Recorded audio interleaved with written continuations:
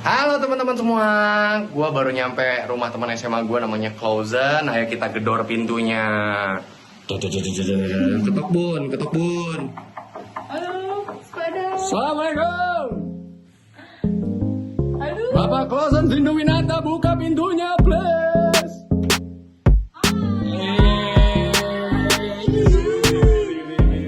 Gila, rumahnya enak banget ya bun ya. Gua kayak youtuber gitu dah.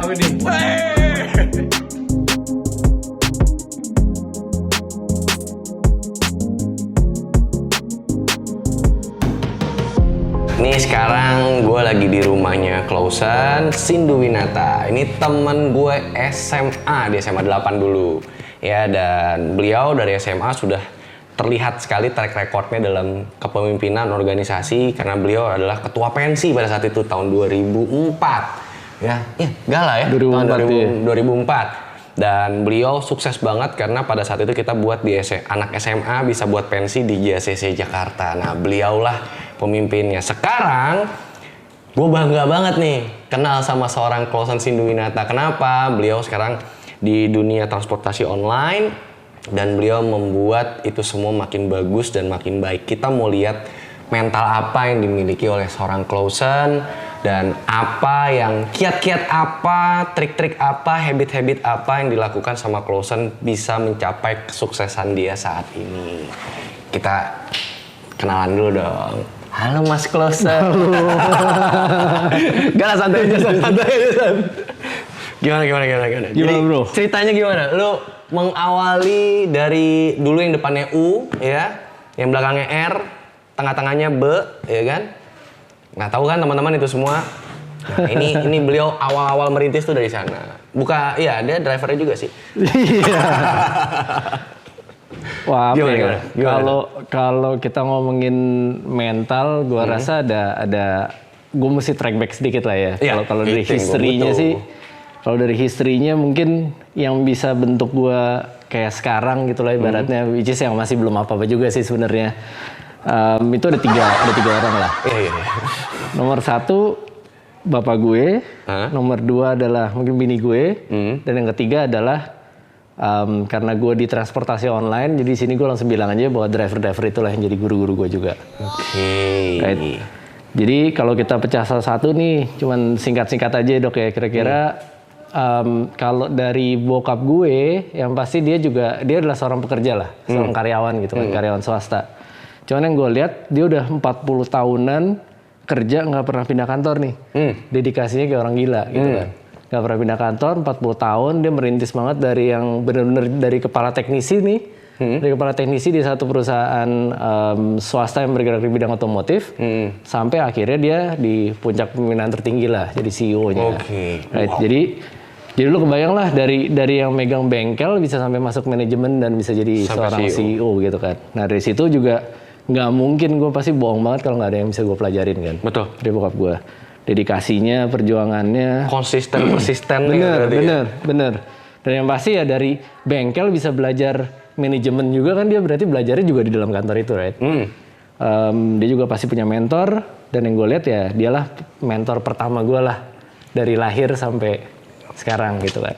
Nah itu Jadi satu hal. influence bokap lo kuat nih ya, sama diri lo ya. Ya, jadi walaupun dia bukan bisnismen besar yang punya banyak perusahaan, ibaratnya dia tetap pegawai korporat lah gitu kan. Cuman yang gue lihat adalah ya at least walaupun kesempatan lo adalah sebagai pegawai korporat, lo harus jadi pegawai korporat yang terbaik lah. Oke, berarti do the best di setiap part yang lu diamanahkan sama orang lain. Berarti itu kan gift dari Tuhan juga ya. Pasti. Ya kesempatan buat orang beda-beda. Nah, dia kesempatannya berkarya sebagai seorang pegawai korporat. Cuman ya dia punya be the best pegawai korporat lah. Dia gitu. di situ. Yes. Oke, satu. Yang pertama tuh. Yang kedua, bini gue lah. Bini gue tuh juga ceritanya tuh.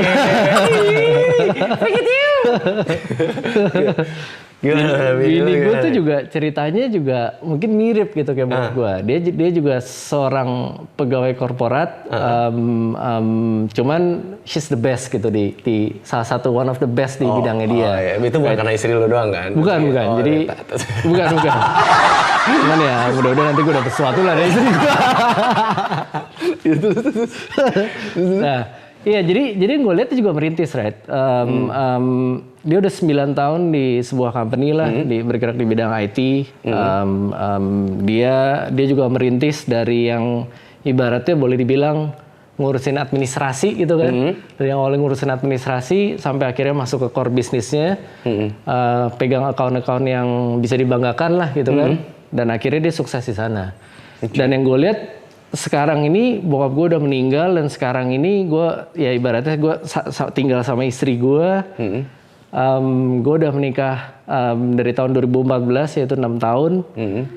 Ya disitulah berarti kan sparring partner gue gitu kan di rumah. Iya. Jadi kalau misalnya memang dia sampai dia naik, dia terus berkarya, dia juga punya motivasi seperti apa, pasti akan ada dampak baik yang ke gue juga. Yaitu gue juga pasti akan termotivasi kan. Betul. Nah itulah influence kedua gue.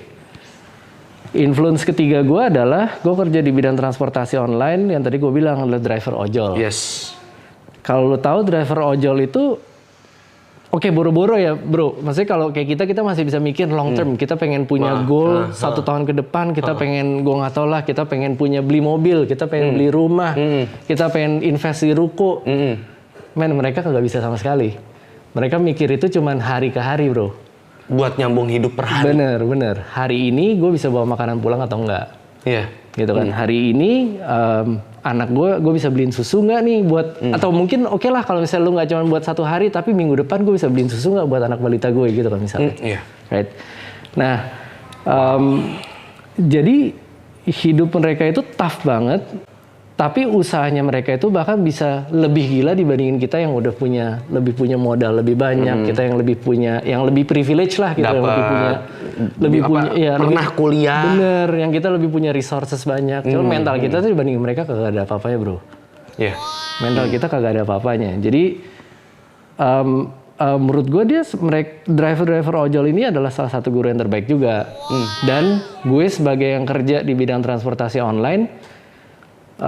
Gue juga jadi ngerasa gue punya responsibility yang besar, punya tanggung jawab moral yang besar, dan gue juga dikasih anugerah yang luar biasa nih sama Tuhan karena gue sekarang bisa apapun yang gue kerjakan bisa langsung dampaknya itu bisa langsung dirasakan oleh 1 juta orang, 1 juta driver ojol yang ada di Indonesia. Wow. Sekarang lu pikirin 1 juta driver. Mereka juga punya anak istri bos gitu. Benar. Berarti lu at least kaliin 3 lah, 1 istri sama 1 anak. 3 gitu kan. juta orang 3 juta bisa orang. nyambung hidup dengan baik. Ya, jadi ya gue bersyukur banget lah gue punya kesempatan kayak gini bisa kerja di sebuah perusahaan yang social impact-nya besar juga. Tapi di sisi lain ini juga berarti jadi responsibility yang besar lah. Iya. Berarti lu pada saat demo di Bundaran HI masalah itu tuh, lu udah ada di perusahaan yang Ya, gue udah di bidang ini udah 6 tahun lebih kan. Jadi dari merintis yang tadilah yang depannya U gitu kan. Yang depannya U itu adalah perusahaan transportasi online yang pertama yang masuk ke Indonesia kan. Iya. Itu ibaratnya mungkin gue ya dalam 10 orang pertama lah yang menjadi pegawai itu gitu lah. Right? Jadi kita ngerintis di mana zaman dulu juga masih ada banyak bersih tegang sama taksi gitu kan, sama Bluebird, yang Express, konvensional lah. Ya pertempuran itu udah kita lewatin lah gitu kan. Itu apa yang membuat company lu, termasuk lu berarti kan di dalamnya, yang tetap pede dan yakin bahwasanya lu bisa menyelesaikan permasalahan itu semua gitu? Apa ya visi lu? Apa lu udah ngeplot target lu atau lu udah kayak sobodo teing lah sama keadaan kanan kiri? Apa pada saat itu mentalitas? Itu sih yang gue tanya. Itu gue penasaran banget. Mentalitas ya. Menurut gue sih 2 hal sih. Nomor 1 kalau secara spiritualnya iman lah ya. Maksudnya kita yakin bahwa lu ngerjain hal kayak ginian, lu kerja di perusahaan U dulu gitu kan. Kerja di perusahaan itu juga lu nggak pengen matiin orang, lu nggak pengen bikin susah orang, tapi lu malah pengen ngebantu orang. Berarti kan? gue bisa katakan purpose, niat lu, tujuan lu itu baik dulu ya. Itu mental yang bernama. Jadi berkaitan sama iman. Ya. Oke. Ya. Nah yang kedua ya udah ini sekarang kalau misalnya kita kerja ya kita juga mau nggak mau harus punya certain hard sama soft skill kan.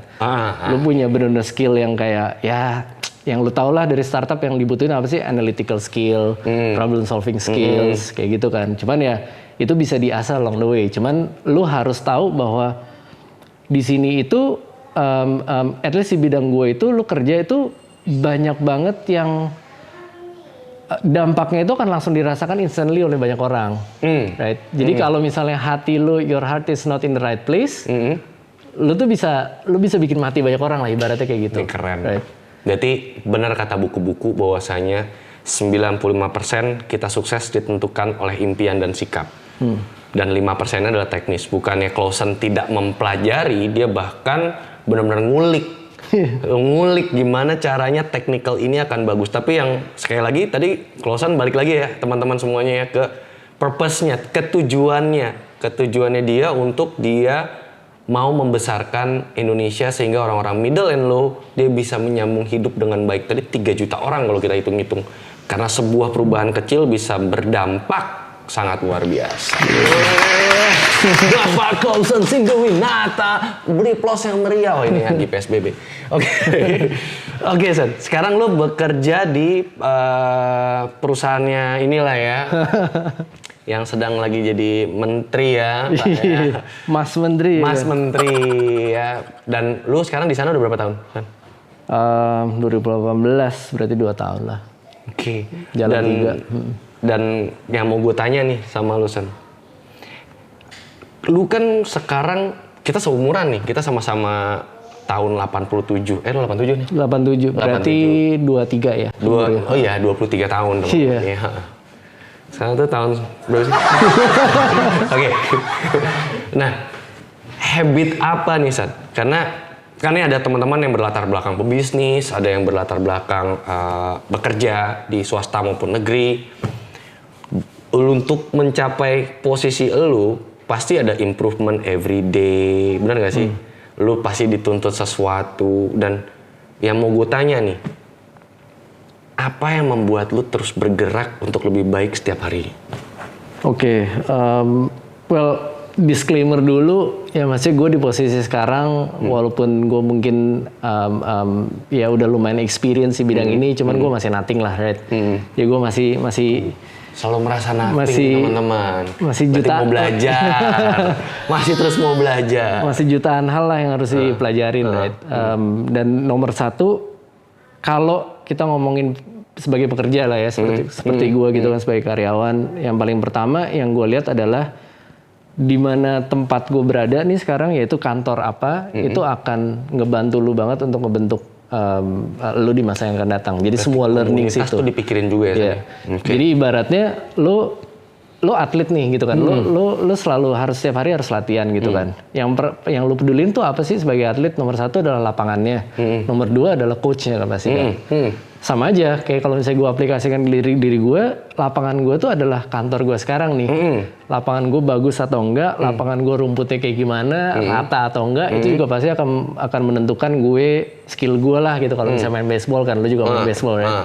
Nah yang kedua tentu saja coachnya, karena balik lagi gue, ya kita masih muda lah bro, masih kayak tadi gue bilang masih ribuan jutaan hal yang masih harus kita pelajarin kan. Jadi gue masih tetap membutuhkan mentor juga. Dan gue lihat mentor di sini adalah bos gue juga sih sebenarnya. Oke. Right. Yang paling gampang. Menteri, Mas Menteri. Ya enggak lah, Mas Menteri kan udah itu udah bukan 3 juta doang bro yang diurusin bro. Iya juga. Itu udah 250 juta jiwa. Iya, jadi ya itulah bro. Jadi untuk sampai sejauh ini gue ngerasa konten, gue ngerasa bersyukur banget bahwa at least lapangan tempat gue berada, yaitu company gue sekarang, itu masih memberikan gue jalan untuk gue masih bisa belajar. Dan yang kedua adalah coach gue itu juga masih memberikan gue, masih value-nya masih gede banget untuk proses pembelajaran gue. Right? Nah karena gue ngerasa ada 2 hal itu, jadi ya setiap hari gue masih ada motivasi juga. Right? Ini buat teman-teman sekarang yang bekerja, Clausen ini dia punya mentor dan teman-teman di kantornya wajib cari mentor. Karena gimana juga ada helikopter view ya yang dari atas itu ngelihat kita lagi jalan di hutan ya Sen. Istilahnya gitu. Kita kan nggak tahu belok kanan belok kiri. Nah coach itu mungkin skillnya nggak bisa sama, bisa lebih baik atau mungkin di bawah kita. Tapi dia punya sesuatu hal yang kita tidak bisa miliki pada saat kita lagi bekerja, yaitu apa? Helikopter view. Benar. Dia bisa lihat dari atas kekurangan kita, kelebihan kita yang kita milikin. Jadi kalau teman-teman mau improve hidupnya setiap hari lebih baik, seperti yang Clausen katakan tadi, butuh seorang mentor yang benar-benar bisa berani untuk ngasih tahu, lu salah, lu bener, lu lebih baik. Coach lu galak gak, Sen? Galak bro. Jadi kalau gue galak mau lu pada wajar.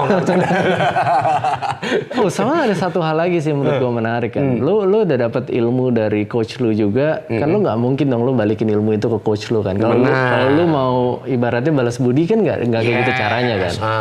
Jadi yang gue selalu pegang juga lu harus namanya pay it forward lah bro. Right, apa yang lu pelajarin juga ya lu kasihkan lagi gitu kan. Gak usah nunggu sampai di akhirat dibalas ya bro ya. Di dunia juga dibalas bro. Lu kasihin lah, lu bagi-bagiin lah ke siapapun yang ada di sekitar lu juga gitu. Dan konten ini dibuat buat teman-teman, ini salah satu caranya Clausen untuk berbagi sama teman-teman semua. Apapun itu latar belakangnya, kita wajib improve diri kita setiap harinya. Itu mulu kontennya ya. Kan emang itu paling penting ya, Son. Mau gimana ya, emang itu lah. Nih Clausen sekarang nih, sekarang gue lagi main di rumah dia. Enak banget. Istri gue langsung pingin tiduran gitu di lantai. Ini sekarang juga lagi duduk di lantai. Saking enaknya, marmernya enak banget. Dan rumahnya ini dibangun bertahap sama Clausen sampai cash tanpa cicilan. Dan Clausen benar-benar kerja keras di situ. Nah itu tapi jadi lama banget sih bro bangunnya, cuman ya udah lah. Apa bro, yang penting bak kelar. Dan sekarang kan tidur tenang. King Coil berasa King Coil. Begitulah. Kalau cicilan itu King Coil ada durinya bro. Nggak enak bro. Nggak enak banget rasanya bro. Nah, Sen. Nih sekarang usia kita 33. Gue mau nanya usia lu 35. Apa yang pengen lu achieve? 35 35 ya? dulu deh. Nggak usah jauh-jauh. 35 dulu. 35, oke, gue ibaratnya dalam 3 sampai 5 tahun terakhir lah. 3 sampai 5 tahun terakhir itu kan penuh perjuangan kan, bro. Yep. Right. Dan gue juga kalau misalnya berkaca atau ngelihat track recordnya bokap gue, dia kan kerja bahkan sampai di hari meninggalnya, yaitu dia di usia 72 tahun meninggalnya, itu dia statusnya masih sebagai pegawai. Masih sebagai pegawai, ya kan.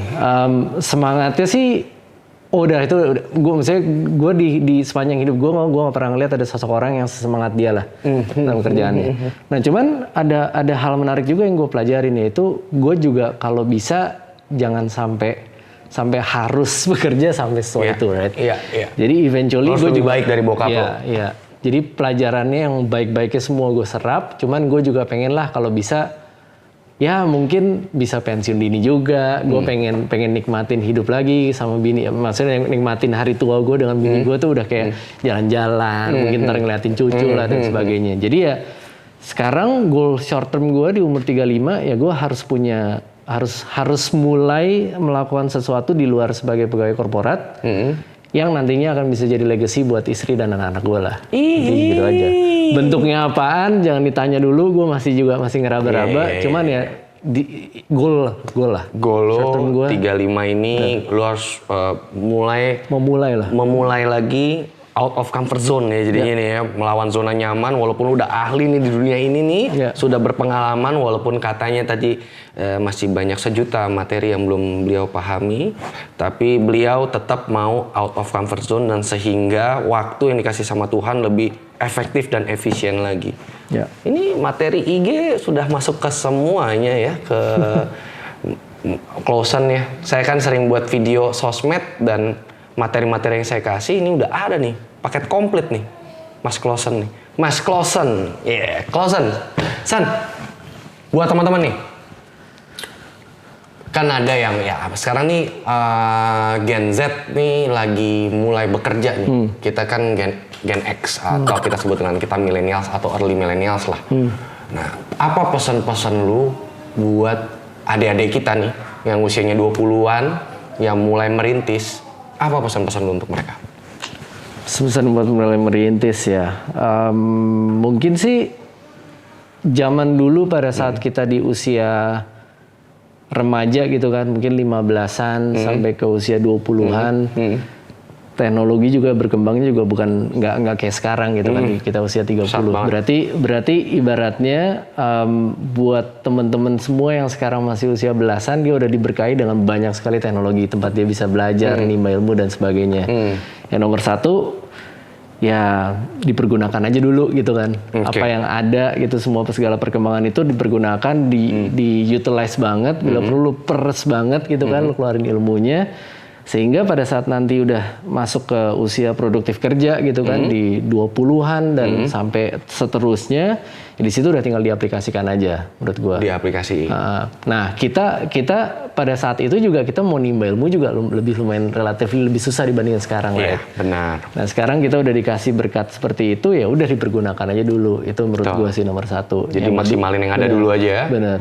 Yang kedua, yang namanya perkembangan teknologi juga, tapi nanti ujung-ujungnya lebih kayak apa ya, ibaratnya kayak survival of the fittest kan gitu. Orang-orang tuh yang bener-bener yang talented banget, lu nggak butuh sekian banyak pekerja lagi nanti di masa yang akan datang kan.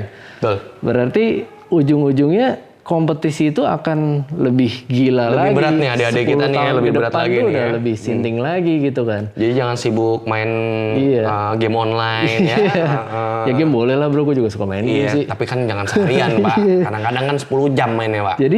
Jadi itu maksudnya ini mungkin kalau kita boleh berprediksi lah, dan kita boleh coba punya proyeksi sedikit lah gitu ya. Gue nggak tahu sih bener atau enggak. Cuma menurut gue sih kompetisi akan lebih parah, dan jatuhnya nanti benar-benar survival of the fittest. Jadi kalau misalnya memang lo nggak fit di masa yang akan datang, lo pasti udah akan tersingkirkan sendiri. Gimana tuh teman-teman? Menurut gue. Gimana tuh? Jadi kaum rebahan harap tobat. Bahwasanya real life itu berat. Kalau kita ngomong berat, akan merasa enteng kalau kita bisa kerjakan bersama di lingkungan yang tepat. Itu yang saya pelajarin. Yang gue pelajarin dari seorang Clausen Sindowinata adalah yang lu baca, yang seperti gue sering ngomong ya, yang lu baca, lu tambah knowledge lu, tambah skill lu, di apa yang lu dengar, lu mendengar hal yang positif. Ya Clausen juga tadi bilang, ya gue juga main. Iya wajib main, tapi nggak keterusan ya San, nggak kebablasan gitu. Yang terakhir, di mana lu kumpul, karena di kumpul itu ada mentor, ada rekan, ada partners, termasuk istrinya Clausen. Ya, gimana dia berkumpul terus sama istrinya, berkumpul sama anak-anaknya, partners kerjanya, yang membuat Clausen terus improve dirinya lebih baik lagi. Alhamdulillah. Thank you, San. Thank you. Ini banyak banget pelajarannya, dan yang paling gua terkesan sama seorang Clausen, dia nunjukin handphonenya, itu sampai dia kan gue kasih materi nih teman-teman, gue kasih materi satu bisnis gue kasih ke dia, itu dia ada jadwal untuk mempelajari 1 jam per hari ya, 1 jam per hari. Di situ gue ngeliat teman-teman semua bahwasanya setiap menitnya, setiap hal yang dikasih sama Tuhan itu kan berkah ya, benar nggak sih? Nggak semua orang punya umur hari ini. Nggak semua orang bisa mempelajari hari ini. Nggak semua orang dikasih kesehatan untuk mendapatkan hal yang baru dalam hidupnya hari ini. Dan Clausen itu menjadwalkan 1 jam. Jadi gue ngeliat di kalendernya tuh padat gitu. Itu sampai mandi juga ada jadwal nggak sih? Kagak ada. Makan siang ada. Oh makan siang. Oh iya, masalahnya kalau WFH lu nggak perlu mandi bro. Oh iya benar. Ketika satu rumah nggak nyaman baru kita mandi.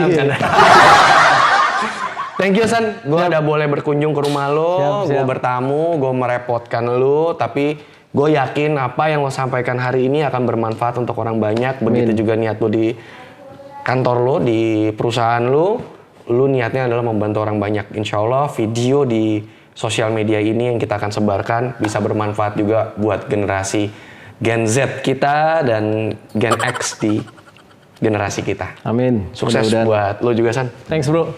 Juga sukses terus. Thank you Ria, thank you ya gue bisa datang.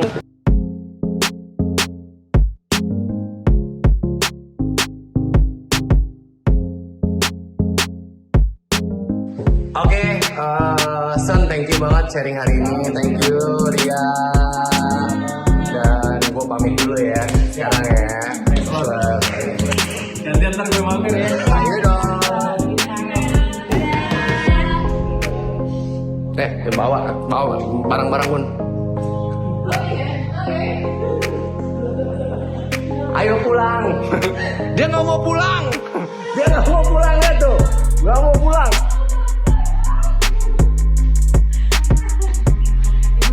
Wah, enak banget rumahnya. Bye. Mana? Istri gue masa gue tinggalin di sini? Sini bu. Jangan aja titipin sini. Dia mendalami peran. Thank you ya.